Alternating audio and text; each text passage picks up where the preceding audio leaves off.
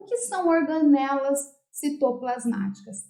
Essas organelas, elas estão presentes em células eucariontes, nós já falamos disso, e elas são os órgãos da célula. A gente não apresenta os órgãos que constituem os nossos sistemas, cada um apresentando uma determinada função para que o nosso corpo funcione?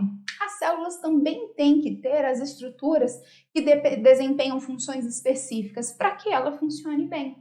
Então, essas organelas são os órgãos das células. Existe aquele órgão, aquela organela, né, no caso, que vai realizar a digestão, aquela organela que vai realizar a respiração, a organela que vai produzir aí proteínas, uma organela que vai produzir lipídios, tá? Então você tem que pensar nisso. As células também têm que apresentar estruturas que vão permitir com que ela sobreviva. Então olha aqui.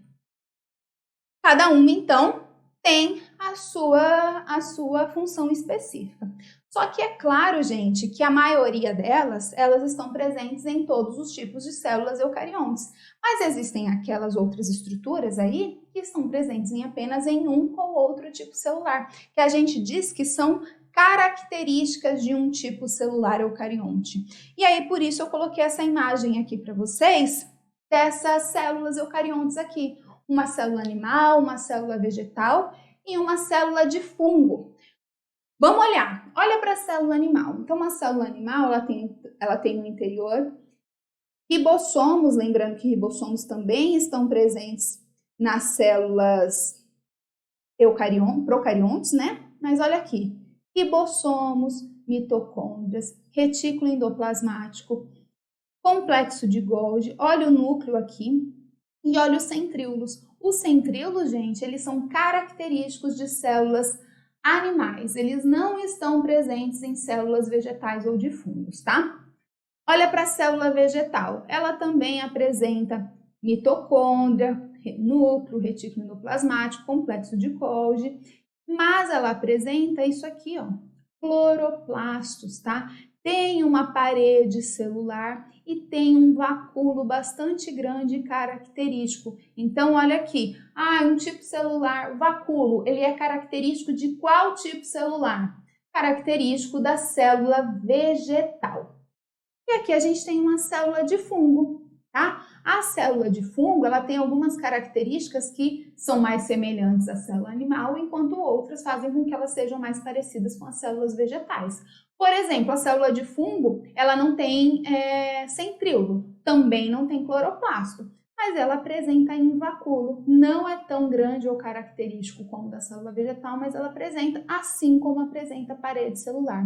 Os fungos, eles se reproduzem aí, maioria das vezes por brotamento, né, a formação de hifas, por isso que tem esse broto, tá?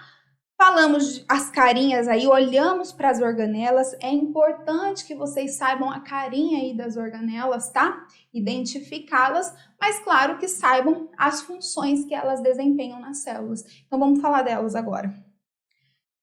Ribossomos primeiro, né? Então ribossomos estão presentes nas células eucariontes e nas células procariontes. São as organelas responsáveis pela síntese proteica, síntese de proteínas. Professora, você já falou, né? As proteínas, elas têm funções tão importantes, executam a maior parte das funções celulares? Sim, e essas proteínas são formadas, então, por atividade desses ribossomos. E esses ribossomos, eles são compostos por duas subunidades, uma subunidade maior e uma subunidade menor. Essas subunidades, elas se unem formando um ribossomo aqui inteiro, tá? Lembrando que um ribossomo de uma célula eucarionte, ele tem um tamanho de 80S, enquanto de uma célula procarionte tem um tamanho de 70S. Então, eles são ligeiramente diferentes. Se eles são em tamanho molecular, né, ligeiramente diferentes aí, então é porque a constituição deles é distinta. Do que um ribossomo é formado? De RNA ribossômico e proteínas. Se a constituição deles muda, a gente pode lembrar de uma importância que isso implica, que é quando a gente toma um antibiótico, tá? O antibiótico, ele é utilizado contra uma infecção bacteriana. E muitos deles interrompem, prejudicam a síntese de proteínas das bactérias.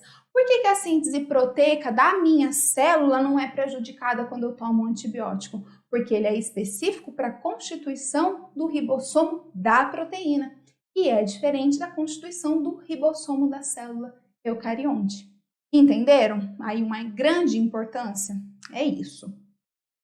Esses ribossomos, eles podem estar livres no citosol, eles podem estar associados a membranas, como a gente vai ver para o retículo endoplasmático rugoso, ou eles podem estar presentes no interior de mitocôndrias e cloroplastos. Sim, mitocôndrias e cloroplastos são organelas citoplasmáticas que apresentam dupla membrana, apresentam material genético próprio, aí uma ou mais moléculas de DNA circular, assim como de bactérias, e eles apresentam também ribossomos. Então, há síntese de proteínas dentro de mitocôndrias e dentro de cloroplastos, e eles, inclusive, têm capacidade de autoduplicação. Bom, centríolos que são característicos de células animais, eles têm constituição proteica também. Então, ribossomos em centríolos não têm constituição de membranas, tá? É constituição proteica. E qual a importância dos centríolos? Formação do fuso mitótico, tá? Das células animais e do axonema também nas células animais que apresentam cílios e flagelos, por exemplo. Os cílios e flagelos das células eucariontes, eles apresentam uma estrutura interna que é chamado de axonema. E esse axonema é formado a partir dessa estrutura aqui, que é chamado de centríolos. Os centríolos, eles têm essa constituição. São formados por 9 trincas de microtúbulos, tá? Então, formados por 9 conjuntos de 3 microtúbulos. Tudo bem? Microtúbulos que são formados pela proteína tubulina, que constituem o componente de maior calibre do citoesqueleto, tá bom? Então, nós temos aí a carinha de um centríolos. O axonema tem essa mesma carinha de 9 conjuntos de 3 microtúbulos?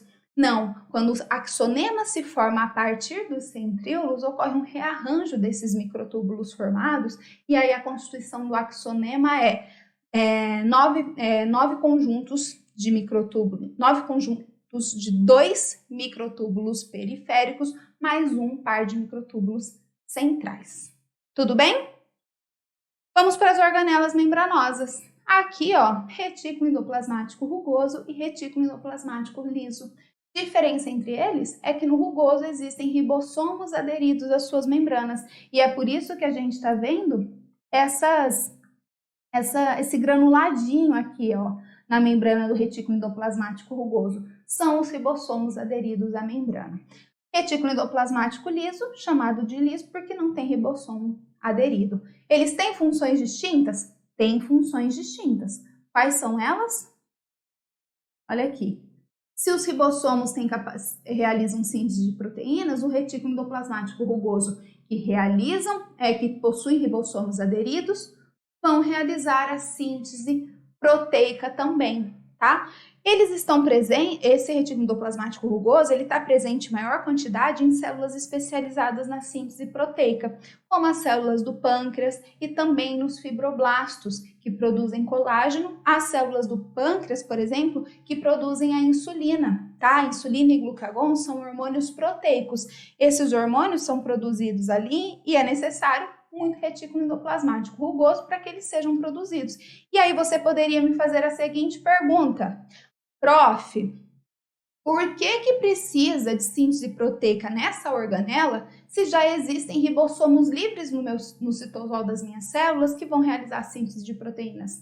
Pois bem, as proteínas produzidas ali no citosol, por ribossomos livres no citosol, no citoplasma, elas são proteínas que serão utilizadas na própria célula, tá? Pela própria célula, ali no próprio citoplasma. Já as proteínas produzidas no retículo endoplasmático rugoso são proteínas que precisam ser levadas ou para outras organelas, que precisam ser mandadas para a membrana plasmática ou que precisam ser mandadas para o exterior celular. Exemplo, Colágeno. Colágeno vai ser produzido na célula que é chamada de fibroblasto, tá? E aí esse fibroblasto precisa mandar esse colágeno para fora, onde serão formadas as fibras de colágeno que constituem a matriz extracelular do tecido conjuntivo. Como é que isso é mandado para fora? Através de vesículas de secreção. Essas proteínas, elas partem do retículo endoplasmático, vão em direção ao complexo de Golgi, que é outra organela, e depois são enviadas para a membrana, onde elas sofrem exocitose. O que é exocitose mesmo? Processo de eliminação através de vesículas de componentes que precisam ser mandados para fora da célula, tá? E assim acontece então a secreção. Tá aí a diferença. Agora o retículo endoplasmático liso. O retículo endoplasmático liso, ele apresenta mais do que uma função importante. Síntese de lipídios, como por exemplo os lipídios que vão formar as membranas, como por exemplo o colesterol, que ou vai participar da constituição da membrana ou que vai servir como precursor do hormônio testosterona, por exemplo. Participam da detoxificação celular, ou seja, quando ocorre a ingestão de drogas, de álcool, esses componentes eles são metabolizados no retículo endoplasmático liso, tá? Armazenamento de cálcio. E isso acontece no retículo endoplasmático liso, que a gente dá um nome especial, que é o retículo sarcoplasmático. As células musculares, por exemplo, o nosso músculo esquelético, as fibras musculares que formam os músculos esqueléticos, apresentam, então, retículo sarcoplasmático, que é um retículo endoplasmático liso, que armazena cálcio, e esse cálcio ele é liberado quando vai acontecer a contração muscular, porque a contração muscular depende de cálcio e depende de ATP. Então esse cálcio que estava ali armazenado, ele é liberado. Quando acabou a contração, volta o cálcio para o retículo sarcoplasmático, tá? Então ele apresenta aí essas funções todas. Complexo de Golgi é a estrutura aqui apresentada em vermelho, tá? Formado por sacos achatados que ficam aí muito próximos uns aos outros. Existe o que a gente chama de face cis e face trans. A face cis é a que está voltada para o núcleo, face trans que está voltada para a membrana plasmática. E essa organela ela é responsável por isso aqui: modificação, empacotamento, endereçamento, transporte de substâncias e formação do acrossomo. O acrossomo, que é aquela vesícula presente acima do núcleo na cabeça do espermatozoide, que vai garantir aí o processo de fecundação, né? Apresenta aí diversas enzimas que vão garantir a fecundação. Gente, modificação do quê? Dos componentes que são enviados para ele. O que é enviado para ele? As proteínas produzidas no retículo endoplasmático rugoso, os lipídios produzidos no retículo endoplasmático liso. Isso que é produzido nessas organelas não está prontinho para ser utilizado, não. Precisa fazer o que a gente chama de processamento, passar por um processamento. E esse processamento dessas moléculas acontece no retículo endoplasmático, no complexo de Golgi. Através de vesículas, essas proteínas, lipídios, são enviadas ao complexo de Golgi. No complexo de Golgi, elas são modificadas e elas são empacotadas e endereçadas para o seu local de destino, tá? Então, proteínas, por exemplo, que farão parte aí da membrana plasmática. Elas vão ser endereçadas em vesículas que vão ser destinadas à membrana plasmática. Tá ali o aviso, ó, isso daqui é para parar ali na membrana, hein? Tá bom? Existem aquelas proteínas que precisam ser eliminadas e ser eliminadas aí para caírem na corrente sanguínea, como por exemplo a insulina, tá? E aí o que acontece? Elas vão ser endereçadas para serem mandadas para fora, para serem exocitadas, secretadas, tá? E existem também aquelas proteínas que vão fazer parte da organela chamada de lisossomo. Tá bom? Os lisossomos apresentam enzimas no seu interior. Enzimas são proteínas, lembram?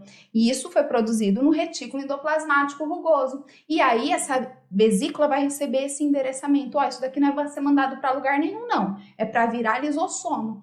E aí vira lisossomo, que vai ter a função que eu vou falar agora. Olha aqui.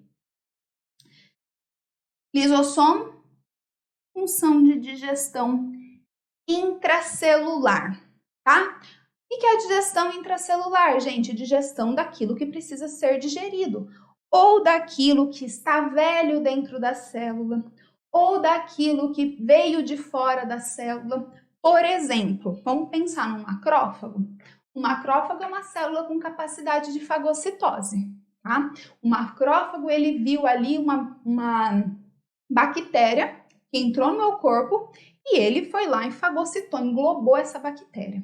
Essa bactéria precisa ser digerida, tá bom? E aí o que acontece? Essa vesícula que foi formada para capturar essa bactéria, se une, essa vesícula se junta ao lisossomo. E aí as enzimas presentes dentro do lisossomo vão digerir essa bactéria, tá bom? Então, digestão intracelular de uma coisa que veio de fora da célula, nesse caso. É o que a gente chama de heterofagia. Não é da própria célula, tá? O que seria então a autofagia? Quando acontece a digestão de componentes da própria célula. Bom, as organelas envelhecem. Vamos pensar numa mitocôndria que está ficando sem função de tão velha que ela está. Ela precisa ser eliminada, mas não totalmente eliminada, né? Ela precisa ser digerida, porque existem componentes que podem ser reutilizados e aquilo que não vai ser reutilizado pode ser mandado para fora da célula. Então, o que acontece? Ocorre a formação de uma membrana que vai pegar, envolver essa mitocôndria, e aí essa mitocôndria vai se unir ao lisossomo, que possui enzimas digestivas, as hidrolases ácidas, tá? E aí essas hidrolases vão digerir essa mitocôndria envelhecida. Isso é autofagia, digestão de componentes da própria célula. E a gente tem um terceiro caso, que é a quiautólise, quando ocorre o quê? Por um estímulo dado, por exemplo, ou por um fator externo, ou pode ser também por um estímulo determinado pelo próprio DNA. Ó, chegou a hora de morrer essa célula, já deu o tempo de vida dela. O que acontece, gente? O lisossomo, ele despeja o seu conteúdo, as suas enzimas, no citoplasma da célula. E aí essa célula vai ser digerida como um todo e vai morrer por esse processo chamado de autólise. Estou falando vesícula, vesícula, vesícula, e a gente tem que lembrar então do transporte intracelular de vesículas, tá? Esse transporte intracelular de vesículas nada mais é disso tudo que eu estou falando. Ó, o que foi produzido no retículo endoplasmático tem que ser mandado para o Golgi. Do Golgi tem que ser mandado ou para o lisossomo, ou para a membrana, ou para fora da célula. Isso tudo é através de vesículas. A proteína, por exemplo, que foi produzida no retículo endoplasmático rugoso, ela precisa estar envolvida ali, ela precisa estar dentro de uma vesícula para que ela seja transportada. E é o que esse esquema aqui está mostrando, olha. Retículo endoplasmático rugoso ou liso manda através de vesículas seus produtos para o complexo de Golgi, que pode destinar esses conteúdos para os lisossomos, para fora da célula, que seriam essas verdes, ou para a própria membrana plasmática, que são essas setas rosadinhas aí. Tudo bem? Partimos para as próximas organelas, olha aqui. Peroxissomos e vacúolos. Peroxissomos, gente, também são organelas assim parecidas com os lisossomos, porque são aí tem uma forma aí circular, tá? E também possuem enzimas no seu interior, só que não realizam digestão intracelular, estão relacionadas com outras funções. Quais funções são essas? Degradação de álcool, metabolismo de lipídios, tá? E também degradação de peróxido de hidrogênio, que é a principal delas. Esse peróxido de hidrogênio ou água oxigenada é produzido de maneira natural pelo metabolismo de ácidos graxos, pelo metabolismo de lipídios. Entretanto, por mais que seja natural a produção desse peróxido de hidrogênio, ele é tóxico para a célula e ele precisa ser eliminado. E quem elimina? Enzimas denominadas catalases que estão presentes dentro desse peroxissomo. E aí, olha como acontece a degradação. A enzima catalase, ela vai promover a degradação da água oxigenada em oxigênio e água. E aí ele deixa de ser tóxico para a célula, tá? Vacúolos, coloquei um vacúolo enorme aí, já central, grande, presente em uma célula, eu já falei que eles são característicos de célula vegetal, né? Ele apresenta algumas funções para essas células vegetais. Quais funções são essas? Podem participar de digestão intracelular. Por quê? Porque as células vegetais não apresentam lisossomos, tá? Então, o que precisa ser digerido vai ser digerido por enzimas que estão presentes no interior desses vacúolos. Participam da homeostase celular, tá? Ele tem essa atividade osmorreguladora, e aí a gente lembra aí de transporte de osmose, né? Se é uma célula vegetal, ela é colocada em um meio hipotônico, em um meio menos concentrado em relação ao seu interior. O que vai acontecer com a água? Por osmose, ela vai passar do meio externo, menos concentrado, para o meio interno, mais concentrado. Só que isso mudaria toda a situação osmótica dentro dessa célula. E essa célula não pode sofrer essa alteração, porque senão ela não funciona direito.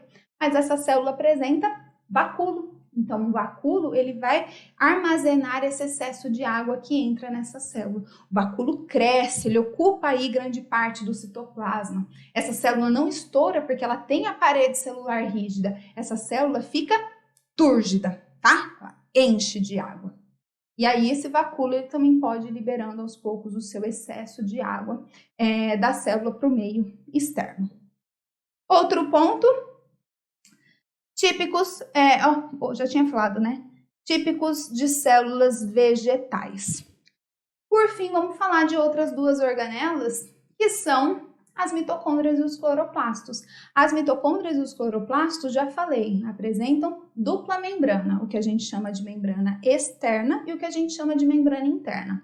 Ambas as organelas apresentam material genético aí circular, ambas apresentam ribossomos e capacidade, portanto, de síntese de proteínas e também de autoduplicação, tá?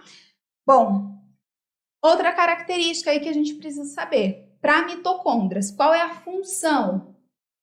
Respiração celular. E através dessa respiração celular, a gente tem a produção de ATP. E isso acontece através da oxidação de moléculas orgânicas, tá? Glicose principalmente. Lembra, carboidratos principal fonte de energia para as células. Olha aqui a carinha da mitocôndria, gente. Ela apresenta membrana externa, membrana interna, um espaço intermembranas. A membrana mitocondrial interna, elas formam o que a gente chama de cristas mitocondriais, são esses dobramentos todos aí, e apresenta aí dentro da matriz mitocondrial esse DNA, ribossomos, grânulos, tudo bem? Bom, a gente vai falar melhor sobre mitocôndria já já. E aqui os cloroplastos, gente, os cloroplastos, eles estão presentes em células vegetais e nas algas, né? E ele tem essa carinha aqui, além de membrana interna, membrana externa e espaço intermembranas, dentro da membrana interna nós temos o que chamamos de estroma. E existem membranas internas também nesse estroma, que formam o que a gente chama de tilacoides, tá? Nos tilacoides, nas membranas dos tilacoides, a gente vê, sabe aí, que estão presentes as moléculas de clorofila, que são os pigmentos fotossintetizantes. E é por isso que a gente tem essa grande função dos cloroplastos, que é a realização de fotossíntese, tá? Realização de fotossíntese e produção de moléculas orgânicas, produção de glicose, síntese de glicose. E, claro, lembrar da clorofila nas membranas do tilacoide.